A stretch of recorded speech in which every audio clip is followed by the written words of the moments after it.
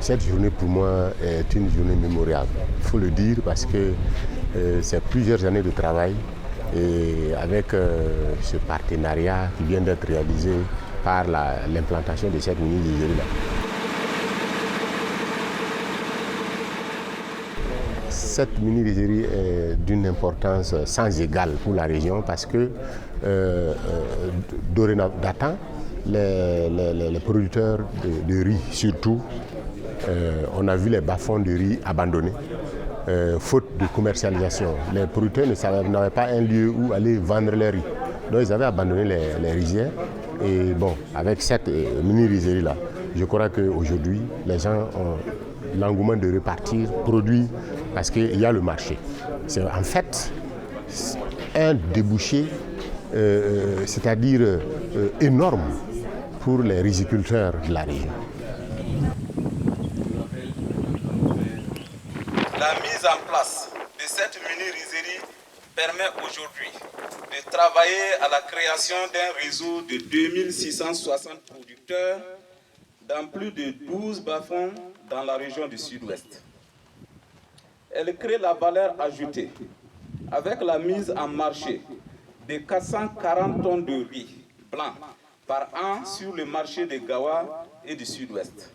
C'est sur ces mots d'espoir que je déclare lancer les activités de la machine mobile de nettoyage des semences et de la mini-rizerie du Sud-Ouest. Je vous remercie.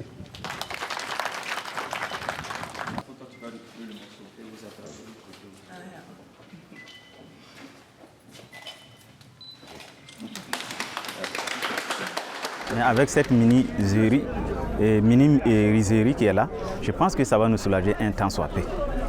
On ne va plus dire qu'on va prendre les riz, aller chercher un marché ailleurs. Le partenariat qu'on va signer avec M. Panefo va nous arranger dans notre production et nous soulager un temps soit peu par rapport à nos revenus au niveau des différentes familles.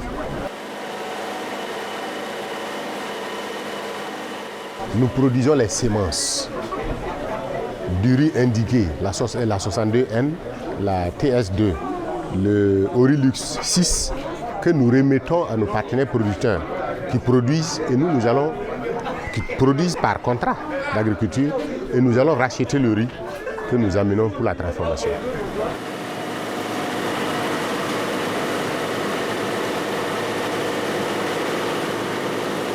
On a déjà signé un partenariat avec Palinfo depuis 2016. Nous sommes en notre deuxième année. Donc, on a d'abord produit en saison pluvieuse. On a signé un contrat avec lui. Et il nous a donné quand même les semences, le NPK et l'urée à crédit. Et maintenant, on a produit. Et après la production, il est venu, il a payé le riz. Et quand il a payé maintenant, comme on avait un crédit avec lui, il a coupé son crédit et nous donnait le reste. Et vraiment, ça nous a soulagés. Puisque sans ça, on n'est pas motivé dans le travail. Si tu produis et puis après tu trouves un marché pour vendre, tu es motivé dans le travail. Et si tu n'as pas un marché pour vendre, ça ne va pas.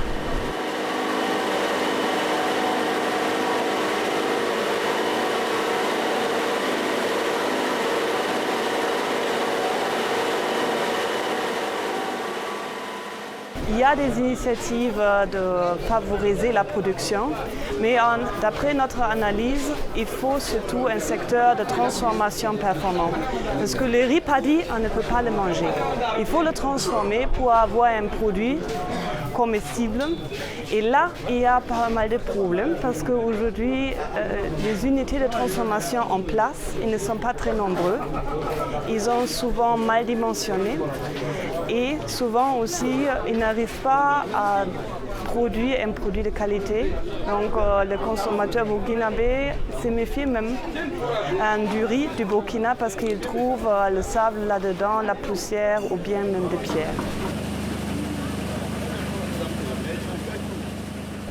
Avec ce projet, nous croyons de pouvoir vraiment produire un riz de qualité, un riz blanc de qualité, qui est produit ici au Sud-Ouest, transformé au Sud-Ouest et mis en marché aussi pour la population de Gawa d'abord.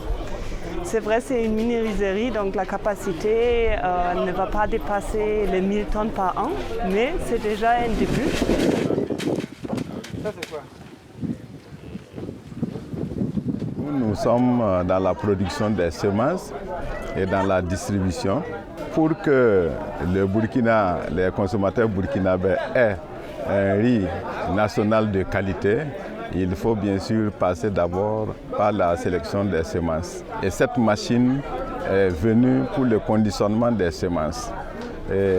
Conditionnement en quantité et conditionnement surtout en qualité, parce qu'elle a des performances vraiment grandioses. Cette machine est également la bienvenue parce qu'elle est mobile.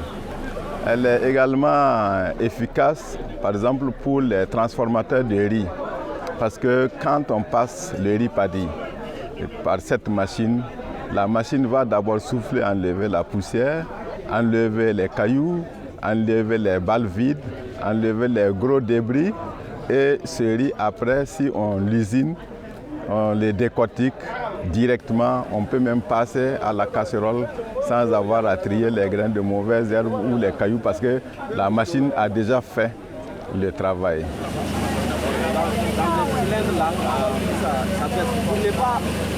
Peut-être il est quand même aussi important à dire que c'est un partenariat public-privé. Donc nous avons fait l'expérience ici dans le pays de beaucoup d'échecs. Les unités mutualisées en coopérative, souvent ça ne marche pas. Les unités gérées par l'État, souvent aussi c'est un échec.